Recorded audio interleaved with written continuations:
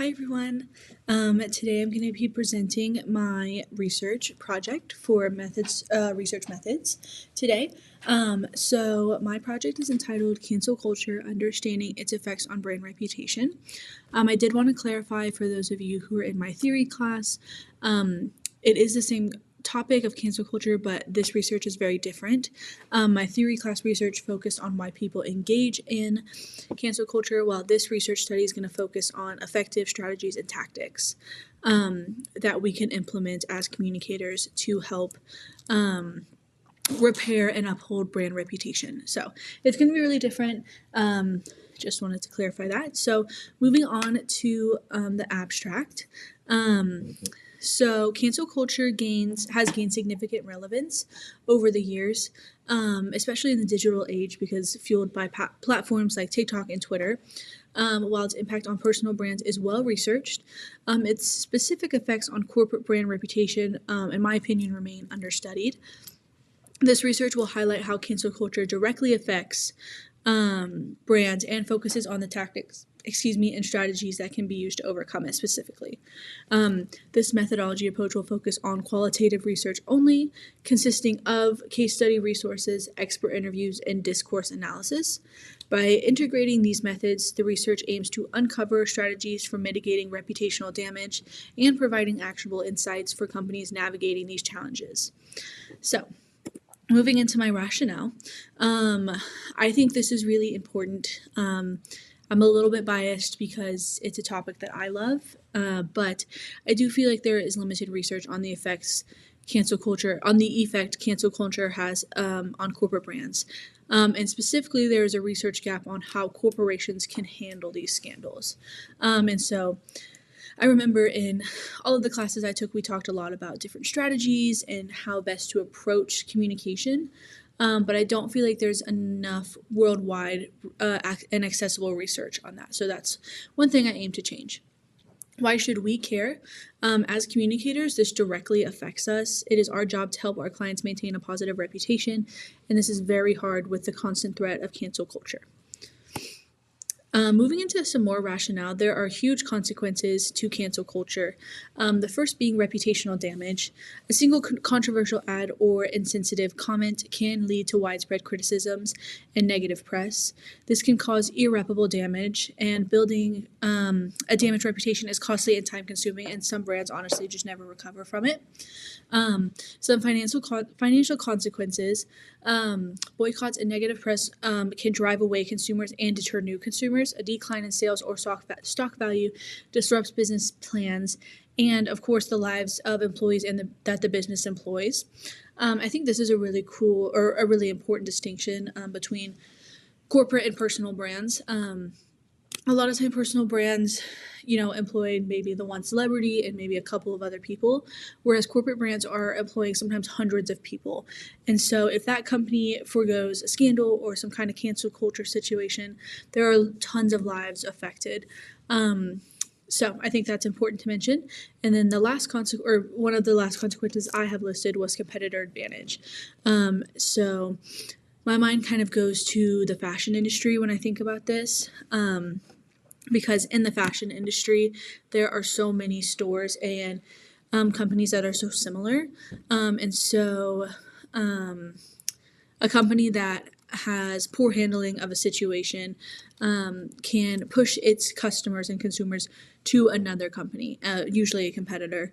And since these companies are so similar, once that consumer goes to the competitor company, it's going to take a lot to bring them back after a scandal, even if you do repair your reputation, because now they're kind of already invested in that competitor. So I think that's a big consequence that maybe not everyone talks about, which I feel like is important. Moving on to some research gaps.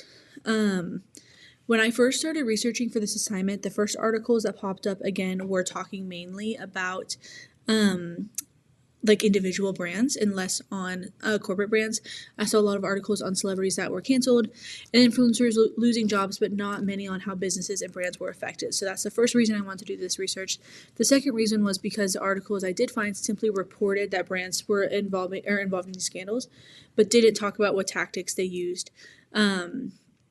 to move on from the scandal.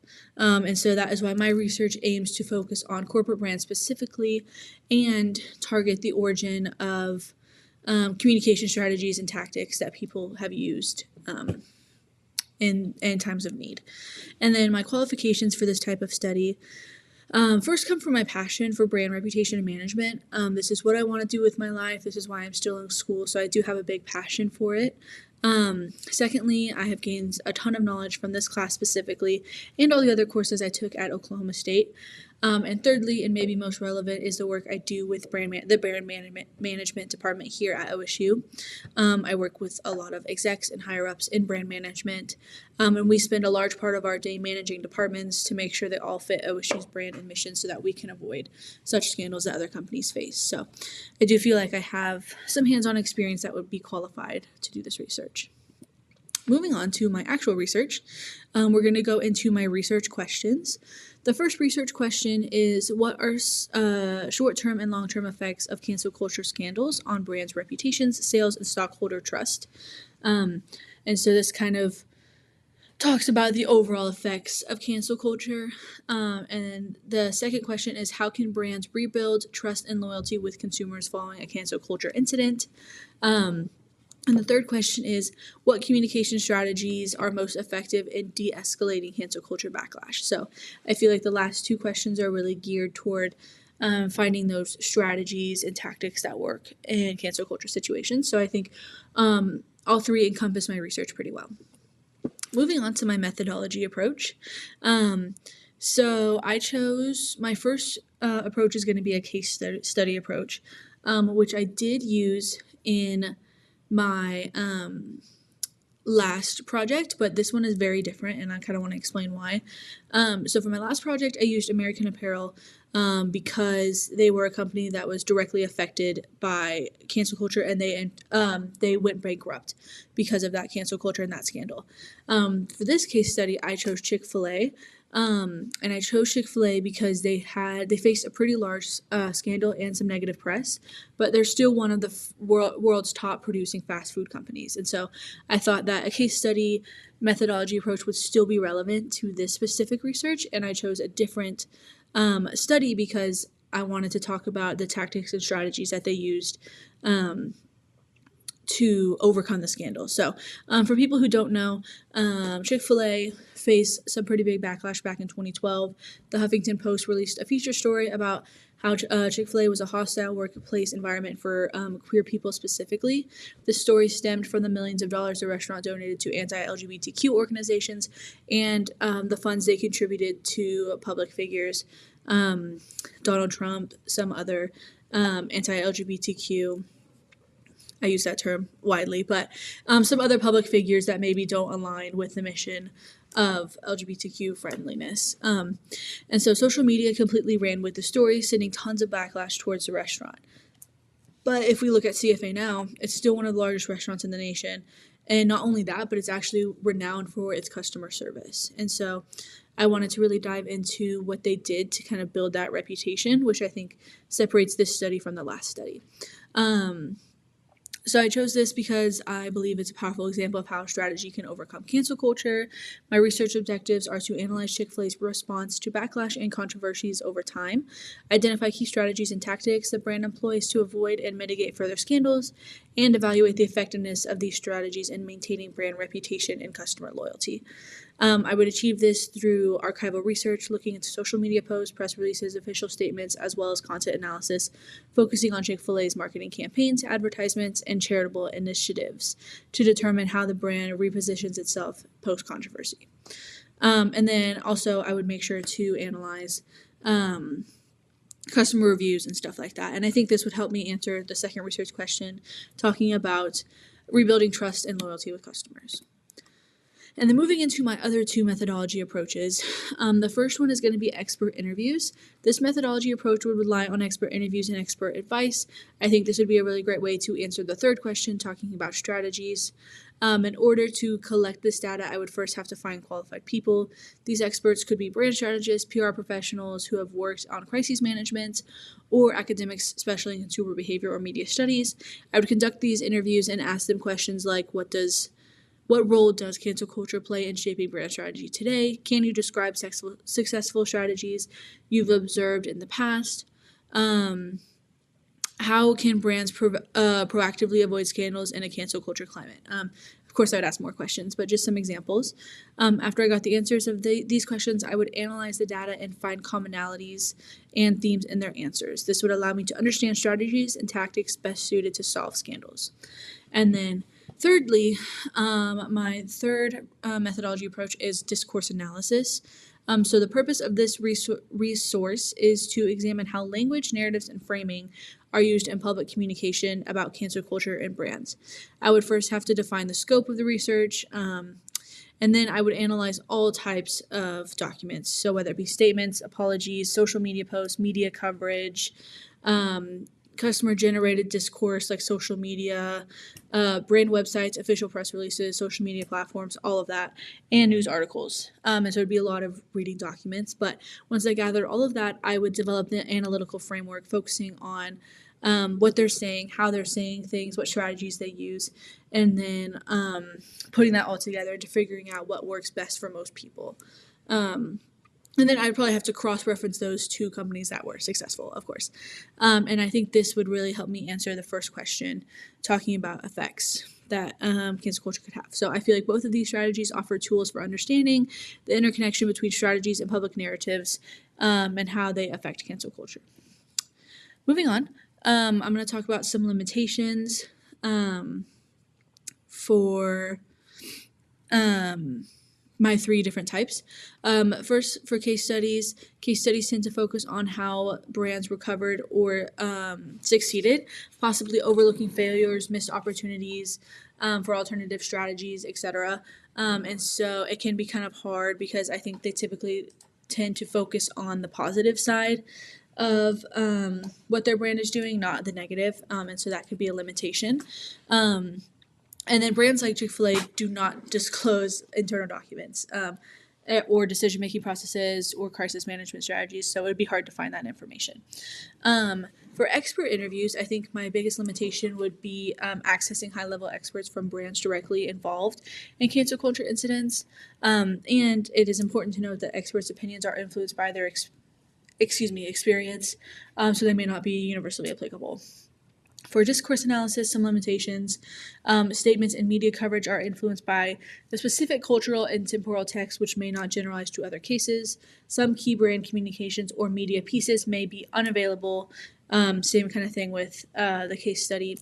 And then discourse analysis may identify strategies, but may not definitively measure their effectiveness in terms of public relations strategies. So that could be a limitation. In terms of expected results, it's expected that the case study will result in a comprehensive understanding of strategies, insights into crisis management tactics, the evaluation of strategy effectiveness, and insights into brand consumers and their relationship with each other.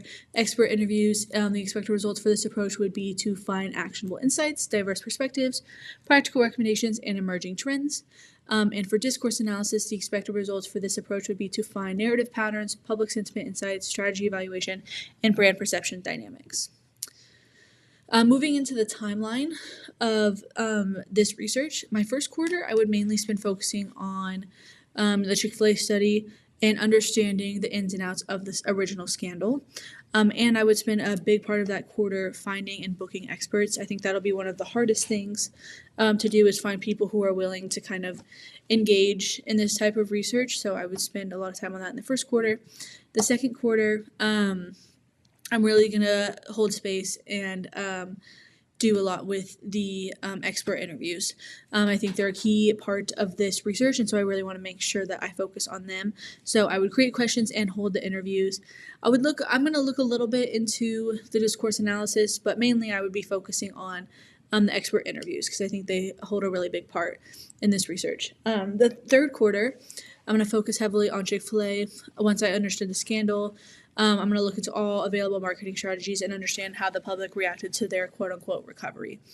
And then the fourth quarter is where we focus on discourse analysis, using social media and databases to find tactics and strategies people have used to deal with scandals. My reasoning for this is I'm also hoping that the second quarter will lead to some more information and I guess, resources for the fourth quarter after talking to the experts. Hopefully, they can help me find some information that I'll need for the fourth quarter. And then lastly, we have my industry partner that I'm partnering with to get this research done. So this is the last piece of the puzzle. I have decided on 2 dream partners. I don't know how realistic this could be, but they would be Meta and Edelman. Meta is, of course, the hub of most things social media. So having this partnership would allow me to do comprehensive research on social media, which a lot of cancel culture starts out on social media. So I think this would be really helpful. And then Edelman is arguably the most accredited PR firm in the US. Not only would it give me infinite access to PR experts for my expert interviews, but Edelman has a huge client base, and I would have access to all of those records and strategy tactics, making my research efficient and precise. So, I apologize, that went over a little bit. It was kind of long, but this is something I'm really passionate about, and I think there's a bit of a need for it in our industry, and I think it would be great if everyone had a firm guideline they could follow. And we can only do that by researching what works. And so I really liked this research. It kind of gave me an opportunity to focus more on strategy and effectiveness and tactics and less on the psychological reason people engage in cancel culture. So thank you, Dr. Cooley, for giving us this chance, and I hope everyone has a great semester, and thanks for watching.